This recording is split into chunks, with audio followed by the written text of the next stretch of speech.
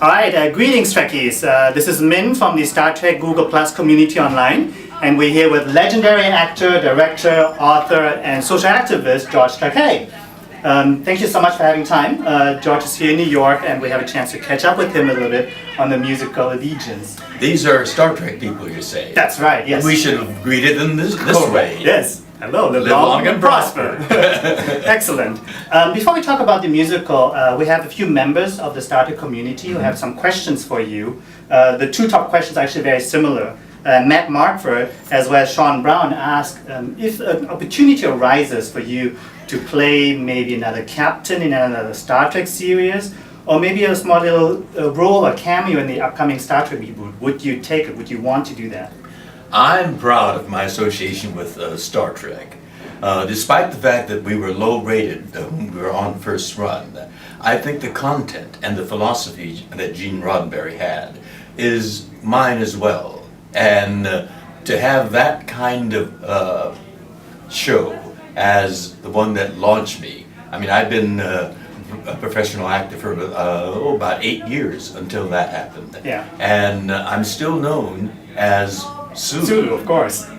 With a rank now that I'm proud of. Captain. Worked hard for that promotion. Yeah. And so I'm very, very proud of that relationship and the philosophy that Gene Roddenberry had. So if there's an opportunity for me to be reassociated with Star Trek again, I would leap at that opportunity. Excellent. I hope the producers of the next Star Trek movie listen to this, and hopefully we'll see you maybe in the upcoming movie. Well, it's Roberto Orci now that's going to be directing it. Yes. So make sure that he sees this. Yes. As you mentioned, you talked about Gene Roddenberry's philosophy, and I think that is a good segue to your current project, the musical Allegiance. For the Star Trek fans who don't know about this topic or this particular musical, can you tell us a little bit about what this musical is about? Well, I think many, and I may be safe in saying most Star Trek fans know about my childhood imprisonment because I've been sharing it at Star Trek conventions for the last 40 years. Yeah. So I think they know about it. But I think most of them have told me that it was through my sharing it with them that they first found out about the internment of innocent people, American citizens who happen to be of Japanese ancestry. Yeah. It was the most egregious violation of the United States Constitution to imprison people on the basis of race and war hysteria. And so I think the people that love Star Trek know the philosophy of Star Trek, which is IDIC, I-D-I-C, infinite diversity and infinite combinations. So it again jibes with Gene Roddenberry's philosophy. But so many Americans still today that's seemingly well informed are always surprised when they find out about this. That's why Allegiance is so important. I think we learn more from those chapters in our history where our democracy faltered than from the many glorious chapters, because we know that. And I'm so proud that Allegiance has developed to this point and so anxious to see it on Broadway. Yeah, that's actually a great segue to my next question, which is, in your autobiography, you actually written about your actual experience. The musical draws on your actual experience in the internment camps. When did you start having that idea of turning your experiences into a show, and how did you get from the idea to a full production full Broadway production? Well, I always thought, after having written my autobiography, To the Stars, I thought of turning the first third into a television drama. But when I met Jay Quo, and he talked about doing it as a musical, being a theater person and a musical theater buff, I immediately seized that opportunity because, as I said in the discussion here, words affect the mind. It sets you to thinking.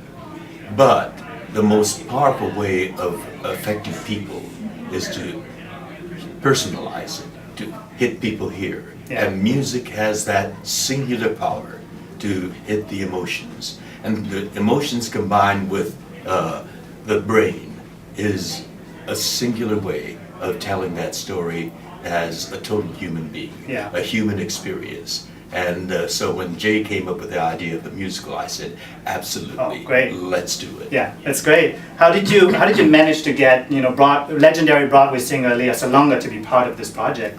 Well, I was really absolutely delighted when we were at the point of casting. This was in Los Angeles.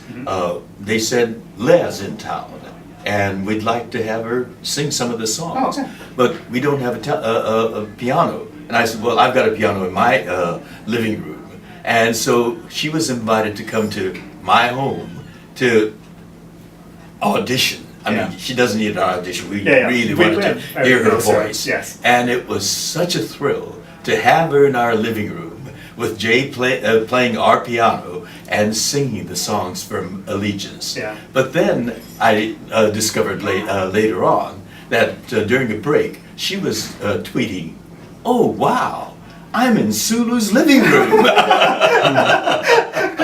So it was a mutual admiration and delight society. Okay.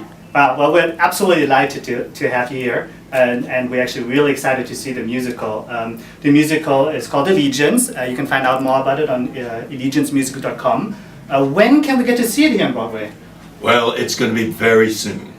I'm talking in metaphors when I say I sense it in my bones. Okay. But on the QT, we've gotten a lot of assurances from a particular theater organization. Okay. And we are eagerly chomping at the bits. It will be 2015. 2015 then. I will count on that. Definitely. We are very eager to watch it. Have you bought your priority access pass? Not yet. I would have to do it right now. Buy that. Yes. Before the tickets go on sale to the public, you have assurances for a pair of tickets. Yes. Plus, you get a cast album free. Yes. For your $5. Yes. And then also, if I'm mistaken, for the $5, you can also get priority tickets to the tour that might follow the Broadway show. That's right. Hopefully, we'll see it in all across the United States. Exactly. Okay. Well, again, thank you so much for your time, and we really wish that this music is going to live long and prosper. Live long and prosper. Thank you. Thank you. Thank you.